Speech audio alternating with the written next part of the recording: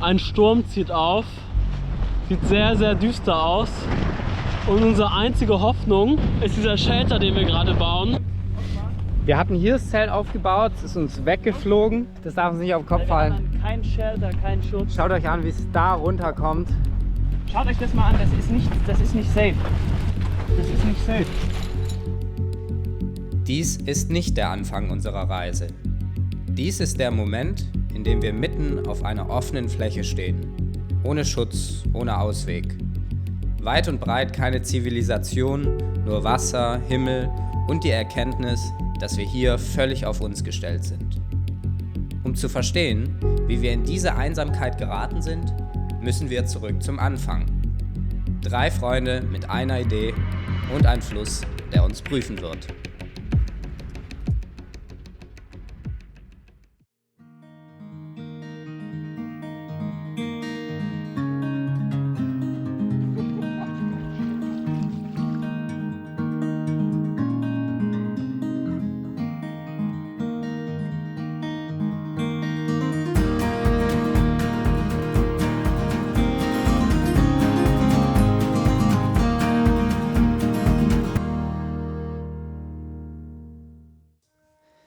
Wir sind Lukas, Marvin und David und vor 3 Jahren haben wir entschieden, uns jedes Jahr an eine Grenze zu bringen. Entweder körperlich oder mental.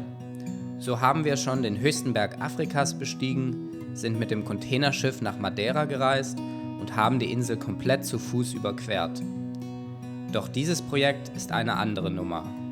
1 Jahr Planung, unzählige Abende in Zoom-Calls und die Vorbereitung auf das bisher anspruchsvollste Abenteuer unserer Freundschaft. Dieses Mal geht es in eines der einsamsten Gebiete der Welt. 420 Kilometer auf dem Yukon-Fluss. Ohne Tourguide, ohne Sicherheitsnetz. 8 Tage lang komplett auf uns allein gestellt. Einfach nur wir 3 und die Wildnis. Let's go! Auf ein neues Abenteuer. Ich bin gerade in Lissabon und lauf zum Flughafen. Guten Morgen. Wir sind am Frankfurter Flughafen. Es geht nach Kanada und wir nehmen euch wieder mit. Ich habe einen langen Flug vor mir mit Stopover, 24 Stunden. Es ist ganz weird, hier mit der Kamera durchzulaufen, ehrlich gesagt. Alle Leute gucken. Aber es geht los, ich bin hyped. Nach etlichen Stunden im Flugzeug sind wir wieder vereint. Kurz vor Mitternacht in irgendeinem Vorort von Vancouver. Ich war mir nicht sicher, wo ich bin. Die erste große Entscheidung? Wer welches Bett im Airbnb bekommt. Natürlich fair ausgelost. Am nächsten Morgen erstmal Lagebesprechung. Uhrzeit 5:45 Uhr. Keiner kann mehr schlafen wegen Jetlag. Ich bin seit 3 Uhr nachts wach. Ich habe schon gefrühstückt. Lukas, nicht so laut hier oben. Naja, wir haben so ein hellhöriges Airbnb. Ja, ohne Fenster. Und dann der erste Outfit-Check. Zeig mal eure Bags, Jungs. Ja, Alter. Warum haben einfach Lukas und ich einfach so viel mehr Gepäck dabei, Alter? Ja, sieht man da einen Unterschied? Es ist schon ordentlich. Da Ja. ist ordentlich Zeug dabei. Cool. Aber wir haben halt auch das Zelt. Ihr habt das Zelt. Ja, Aber was habt ihr sonst noch mehr? Was hast du mehr? Ah, du hast die ganze Spaten und so. ja, ich habe das ganze Werkzeug noch. Ja, aber wir machen uns jetzt auf. Es geht jetzt quasi los. Vancouver ein bisschen erkundet. Wir gehen noch kurz ins Café und dann geht's zum Flughafen. Yes. 2 Flugstunden nördlich von Vancouver landen wir in Whitehorse. Es ist die Hauptstadt des Yukon und für uns ist das der letzte Außenposten der Zivilisation. Es ist ein Ort, an dem es noch Strom gibt, wo es Geschäfte gibt und Restaurants. Aus dem Flugzeug sehen wir ihn schon. Der sagenumwobene Yukon-Fluss und unsere Heimat für die nächsten 8 Tage.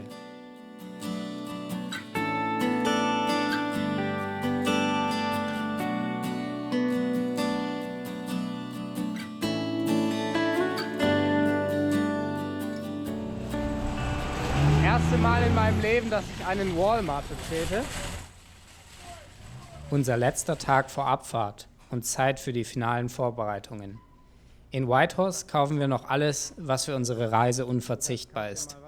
Und dann die Dinge, die absolut verzichtbar sind. Was hast du gerade gekauft, Marvin? Das ist hier eine ausgefahrene Bärenkralle. Ein Gefühl hat sich bei mir inzwischen eingeschlichen. Wir haben viel zu viele Sachen gekauft. Nein! Nein! Am Abend laufen wir das erste Mal zum Fluss herunter. Jungs, was sagt ihr? Der ist schneller als gedacht. Boah, Das ist schneller als ich jogge gefühlt. der Richtiger Legendary Highway. Yukon, Alter. Wow! Damn, man. Was ist Bam. euer erstes Gefühl hier? Sieht sehr grün aus. Ja, Schneller als gedacht. ja. Schnell, aber ruhig. Also. Ja, sehr ruhig. Ja.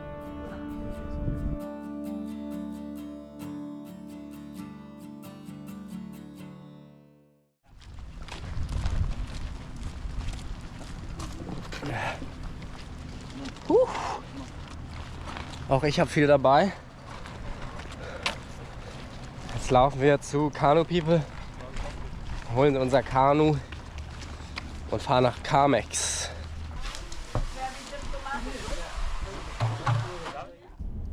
Carmex ist eine kleine Siedlung der First Nations und unser Aussetzungsort. Es ist auch der letzte Ort, an dem wir noch Telefonempfang haben. Bevor wir dann gleich irgendwie wahrscheinlich eine halbe Stunde auf dem Wasser sind. The last goodbyes. Und da ist er plötzlich der Moment, auf den wir so lange hingefiebert und hingearbeitet haben. Jetzt wird sich zeigen, wie gut wir gewappnet sind. Denn ab hier gibt es kein Zurück mehr. Es ist warm. Seite. Geh erstmal, die Paddel ist noch.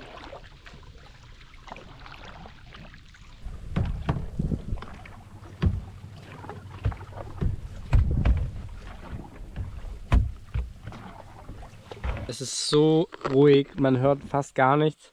Außer so ein komisches Summen unten bei uns am Kanuboden. Als ob so ein Ventil die ganze Zeit offen ist. Als ob irgendwie so ein Gas die ganze Zeit so, So eine Geodose oder so. so rauskommt. Let's crack a beer open. Ja, sollen wir schon mal das erste Bier cracken? Why not? David, du hast doch zu greifen. Jetzt oder? ist es kühl. Ja, komm. Wir kommen jetzt cracken wir so ein Bier. Cheers. Cheers. David? Cheerio. Cheers.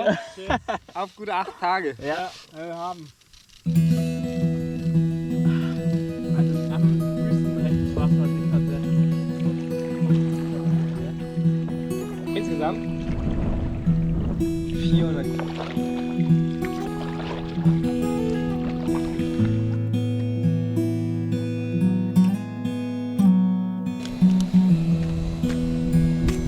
Starbucks.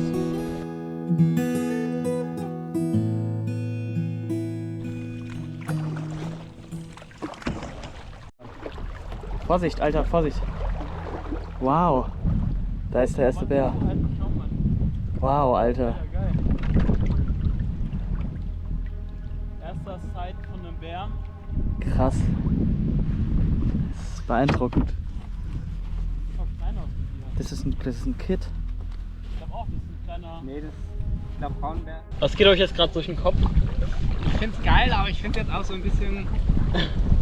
Der hat jetzt nicht Angst vor uns oder so. Nee, der hat einfach Der hat gechillt. Ja, hat gechillt. Ja, aber ganz ehrlich, wir sind hier im Bergcountry. Ja? Ja klar, die sind hier zu Hause. Wir Vielleicht sind, schlafe ich wir sind einfach halt auf jetzt hier dem nicht im Zoo, die sind halt. Kanu. Wollen wir im Kanu einfach schlafen? Ja. Dann machen wir Bärenwache, weißt du? Das kann er sich so anschwimmen oder so. Da war schon wieder einer. Schon der zweite Bär.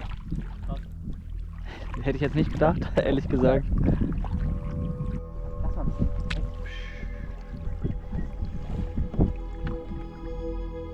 Hey Bär. Wow. Das ist so krass.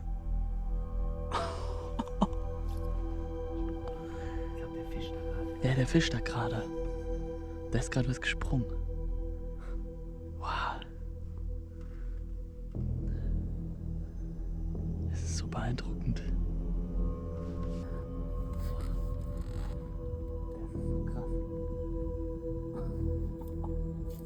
Da hätte ich nicht gedacht, dass wir einfach 3 Bären. Damn. Also so wurde uns das nicht erzählt. Auf jeden Fall gut, dass wir nochmal unsere 2 Bärenspray heute früh nachgekauft haben. Alter. Ey, da hätten wir uns geärgert, wenn wir noch einen mitgenommen hätten, glaube ich. Tag 1 und der Yukon zeigt uns direkt die Realität auf. Hier sind wir nur Gäste. Nach 3 Bären innerhalb der ersten Stunden kommen in uns Zweifel auf. War es zum Beispiel wirklich die richtige Entscheidung, nur 2 Bärensprays für 3 Leute mitzunehmen? Und sind wir bereit, diese Tiere im Camp zu treffen, oder haben wir die Wildnis unterschätzt?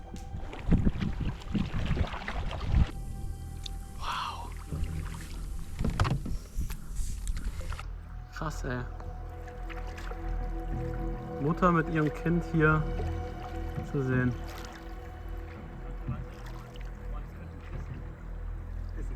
Das ist ein Grizzly, oder? Nee, ein Schwarzbär, die Ohren sind zu.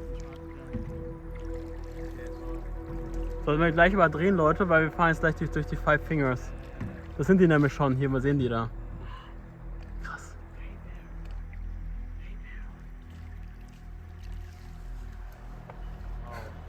Unglaublich.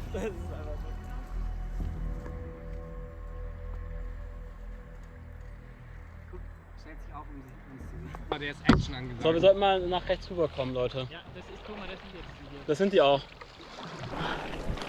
Also ihr seid sicher das rechte Tor. Ja. Links.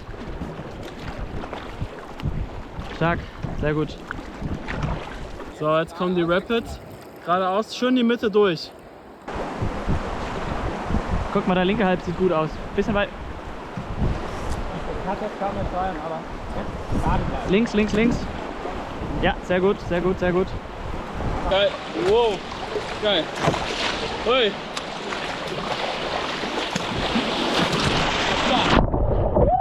Alter. Hoppa. Nach einem ereignisreichen ersten Tag kommt die Frage: Wo schlagen wir unser Camp auf? Wir müssen einen Platz finden, der genügend Schutz bietet, groß genug ist und uns gleichzeitig eine Fläche zum Schlafen bietet. Ich glaube, wir haben hier echt den perfekten Spot gefunden für die erste Nacht. Unser Kanu haben wir hier hochgezogen. Das ging ziemlich gut. Aber gerade hier unten in dieser Kuhle, hier sieht man schon Abdrücke auf jeden Fall. Hier, das sind Tatzen. Ja, das sind Tatzen, Zweier. Guck mal hier. 2 Füßen. Ja, passt. Ja. Ja, das ist eine ziemlich große Tatze. Ja. Die Frage ist, guck mal, wie frisch sind die?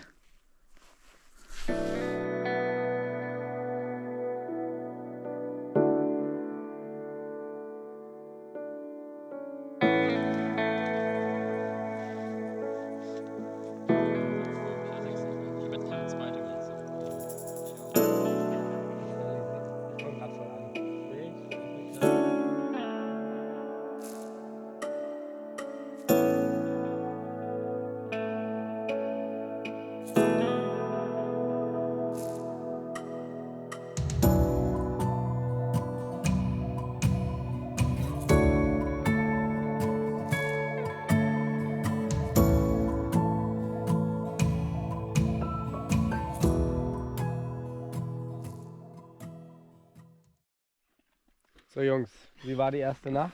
Oh, für mich so ein bisschen durchmischt so. Schön um 3 Uhr nachts aufgewacht und dachten, da wäre irgendwie so ein Bär oder so. Ich bin alarmiert aufgewacht. Ich bin richtig alarmiert aufgewacht. Weißt du, so, ich hab auf einmal so richtig war augenweit aufgerissen einfach. Ich war auf einmal hellwach. Ja. Hier waren zwar überall Spuren, da hinten war Bärenlosung, aber ich glaube, es war alles Einbildung. Alle Geräusche waren Einbildung. Aber was noch richtig merkwürdig war, dass gestern einfach auf der anderen Seite des Flusses, Da drüben. in der Dämmerung einfach irgendwas Großes ins Wasser gesprungen ist. So, und dann denkst du so, was ist Aber das? sowas richtig Großes, oder wie? Ich hab's nämlich nicht Also gesehen. das war nicht nur ein kleiner, also es war schon irgendwas, also mindestens mal so Fuchsgröße so. Ja? Ja, oder Luchsgröße. Ja. Und dann denkst du dir schon so, Alter, was kommt denn da jetzt? Weißt du so, kommt der Bär mal rüber, um seine Insel zu schauen, was da los ist? Also hier sind Bären auf der... Wir sind ja auf einer Insel, aber hier sind Ja, ja. Bären auf dieser Insel. Ja, ja, man hat da auf jeden Fall noch Bärenabdrücke gesehen. Tja. Tja.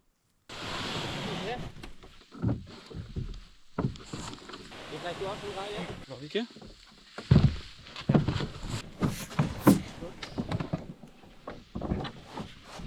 Easy. Rechts oder links? Ja, links. Okay, links.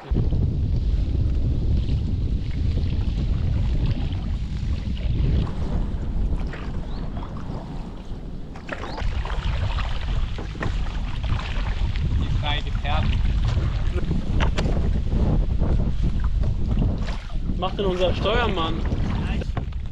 Ich würde nicht so viel Zickzack machen, einfach einen Kurs halten und den fahren. Tag 2 und der Yukon prüft uns mit Wind und Regen. Wir kämpfen uns vorwärts und haben die Strömung im Rücken, aber die Elemente gegen uns. So verschwimmen die Stunden und auf einmal ist es schon 20 Uhr abends. Es ist 20 Uhr abends. Ich bin lieber gerne im Zelt. Wir haben keine Idee, wo wir schlafen bisher. Abendessen haben wir auch noch nicht gegessen. Und Nee. wir wissen nur, dass ein großer Grizzly in der Umgebung ist. Hier ist die Rückseite von der Insel. Scheiße. Wir haben ein Campsite gefunden. Echt? Genau gegenüber von uns, da wo der... Ja, aber das kriegen wir, da kommen wir nie. Wir müssen so weit rüber wir können und dann am Wasser, also Zurück. am Wasser entlang. Das geht schon mit Kraft. Da müsst, Let's try. Let's try it.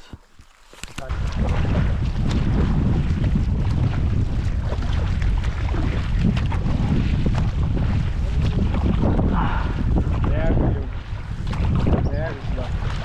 wir müssen Wenn ich auch rauskomme, oder? Okay, Lukas, du musst jetzt wieder rein. Und hier ist okay von hier können wir gegenpaddeln. Und rechts. rechts bleiben. Rechts bleiben. Rechts. Junge! Fuck! Warte! Jungs, rechts.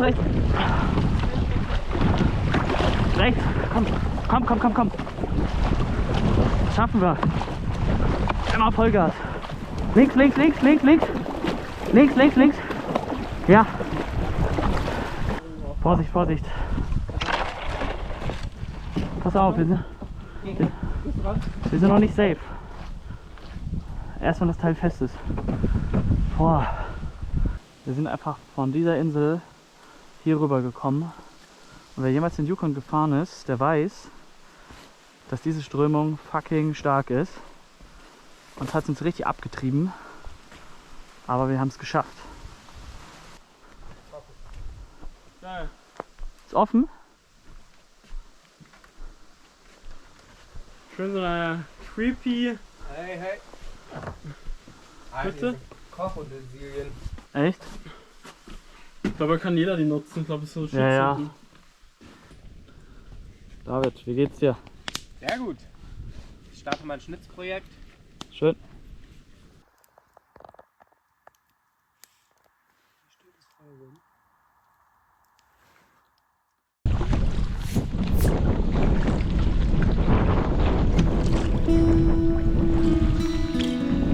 Boah. Krass. Majestätisch. Majestic. Gute Ihr müsst euch drauf für die Flügel schließen, oder? Wow. Ja, aber der scoutet, oder? Ja, ist genau, was er will.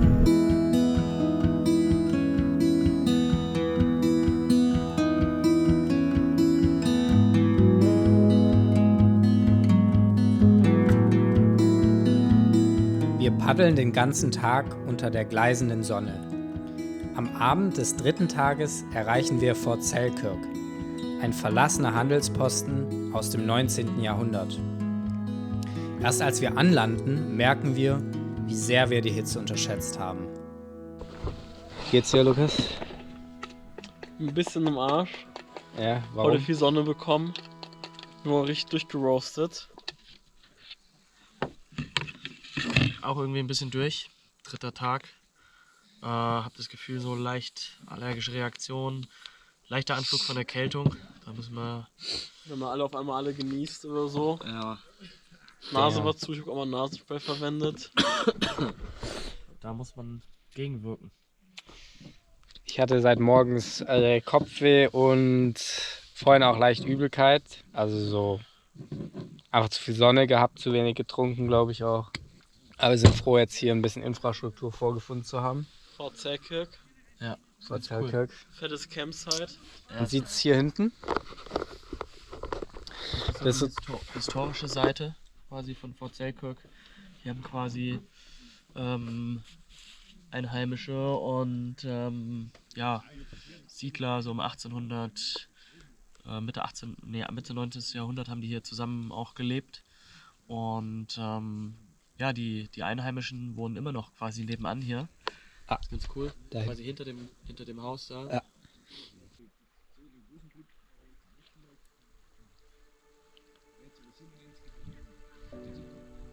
Ich bin irgendwie heute ziemlich am Ende. Ich hoffe, ich habe jetzt alles gemacht, was geht, außer Zähne putzen.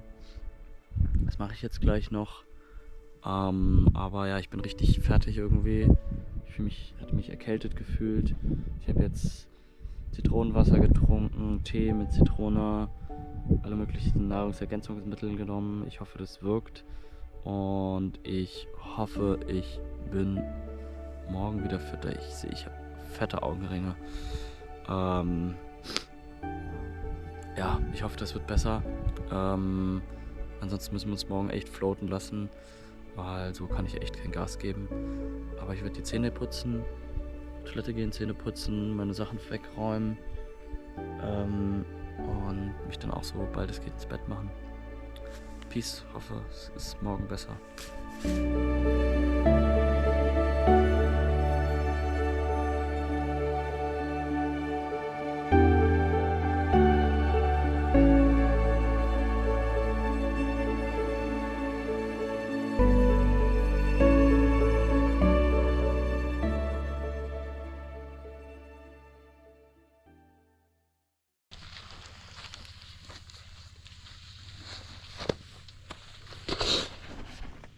Heute erwartet uns wieder bestes Wetter. Blauer Himmel, Sonnenschein, keine Wolken. Und der Yukon, der wieder fließt. Es ist jetzt schon heiß, es ist gerade 8:47 Uhr. Und gestern haben wir einen Fehler gemacht, da haben wir die Sonne unterschätzt.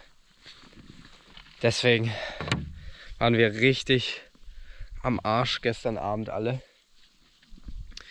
Aber jetzt geht es uns besser. Ich glaube, wir haben alle relativ gut geschlafen. Lukas und Marvin sind ein bisschen erkältet. Bei mir ist es schon weg.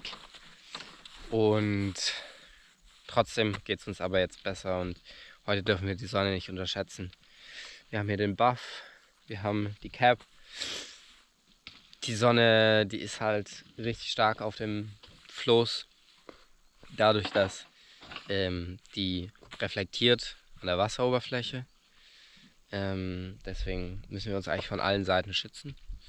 Und obwohl es nicht so warm ist, ist die Sonne halt echt richtig stark. Und deswegen unterschätzt man sie hier. Eigentlich Anfängerfehler, aber passiert.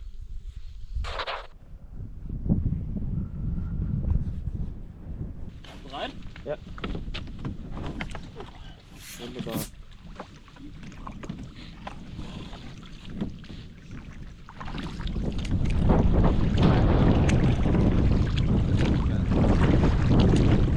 Jemals irgendein Mensch auf diesen Stein geklettert ist? Stimmt.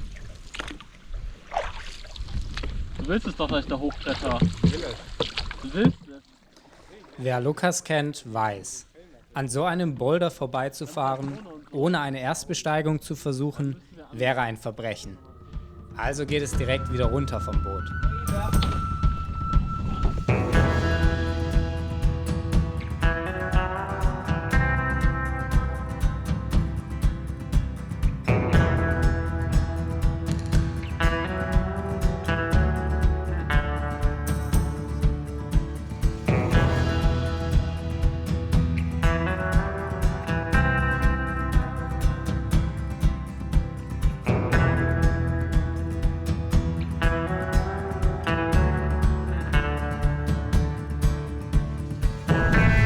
Lukas, wie war die erste Boulder-Experience auf Yukon? 10 von 10.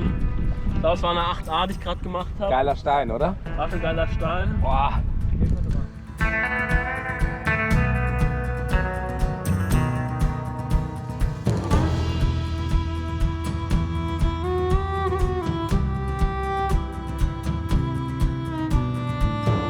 Der Mensch hat am Ende des Tages zu viel Zeit, er hat ein zu großes Gehirn, das unbeschäftigt ist, und das fängt dann an, sich über Sachen wie den Sinn des Lebens zu sinnieren und zu fragen, obwohl es vielleicht auch einfach eine ganz große Zufälligkeit im Universum sein kann, dass wir einfach hier sind und Natürlich. solche Fragen stellen können quasi. Aber Sinn ist auch jemand, was man sich selber gibt. Es gibt ja Ja nicht den klar, einen deswegen. Sinn. Genau, es gibt Sinn gibst du deinem es Leben gibt so. keinen angeborenen Sinn. Du kommst nicht in die Welt und Nein. wird gesagt, dann wird es sein, das und das zu tun. Das musst du für dich selbst definieren. Wir philosophieren über den Sinn des Lebens, während wir Meter um Meter vorankommen. Wir merken, während so einer Reise gibt es auch viel Leerlauf. Es gibt hier keinen Lärm, kein Handyempfang und keine Ablenkung. Nur uns, den Fluss und die langsam dahinfließende Wildnis. Am Abend des 4. Tages finden wir einen kleinen Waldabschnitt, an dem wir entscheiden, unser Nachtlager aufzuschlagen. So, wir sind auf Bärensuche im kanadischen Backcountry und wir haben uns vorher einen Guide mitgenommen zu den Bären, die es hier so gibt und vor allen Dingen auch die giftigen Bären. Und es gibt 2 rote Bären, die hier ganz nah beieinander sind. Die eine hochgiftig, es ist die hier, und direkt daneben die Hochbusch Cranberry, die sich genießen lässt, die ich auch gerade sammle, die wir uns morgen mal aufkochen werden. Woran sieht man das? Woran siehst du das? Es gibt verschiedene Unterscheidungsmerkmale. Einmal hat die Hochbusch Cranberry nur einen Kern und das ist ein flacher Kern. Den sieht man hier. Die fasse ich jetzt nicht an, aber die hat mehrere Kerne. Ja. Und das hier ist ein holziger Strauch, das hat also Holz. Und das ist nur ein Busch. Ja, das ist ein Das, Strauch. Ja. das ist ein Strauch, das hat kein Holz. Ja. Das sind eigentlich 2 gute Unterscheidungsmerkmale. Aber die sehen, wenn man es nicht weiß, sehen die sehr, sehr Ja. ähnlich aus. Und spannend, dass wir die jetzt hier so direkt So nebeneinander auch naheinander. sehen, gell? Lager ist aufgeschlagen. Natürlich mit Flussblick. Da unten campen wir. Richtig nice. Meine Schuhe, die leider nass geworden sind, trocknen ein bisschen am Feuer. Ja. Nach missglückten Außeneinstiegversuchen. Ja. Die sahen auch mal besser aus. Wie viele Punkte gibst du dem Platz von 10? Solider 8. Solide 8. Du? Ja, mindestens eine 8. Wir haben einen Tisch. Da hinten ist irgendein eingefallenes Haus, wo ein Baum drauf gestürzt ist. Stars heutigen Abend, sei nicht so schüchtern. Wie heißt du denn?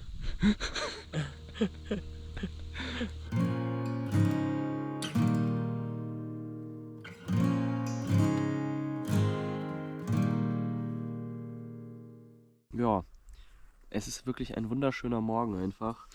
Hier zu sitzen mit einem Käffchen, das Ja. ist schon echt eine Qualität, oder? Mega. Mhm. Und auch diese Ruhe. Das hast du sonst so nie. Oder das kenne ich gar nicht. Ja. Dass du so gar nichts hörst. Außer ein paar Vögel.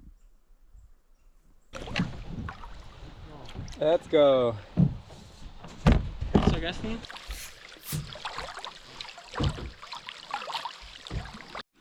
Geil, schau mal. Was kochen wir uns hier Geiles, Lukas? Chilis in Carne. Chilis in Carne. Wir haben hier drin eine Aubergine, die letzte Tomate. Was haben wir noch? Zwiebeln und noch schon ein bisschen Pfeffer drauf und Gemüsebrühe haben wir noch reingemacht. So kochen 3 Männer auf Tour. Auf dem Hang. Auf dem Hang. 45 Grad. 45 Grad Hang.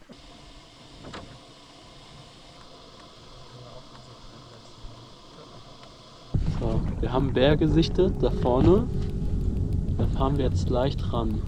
Stellt sich da gerade hin, er bleibt noch am Ufer.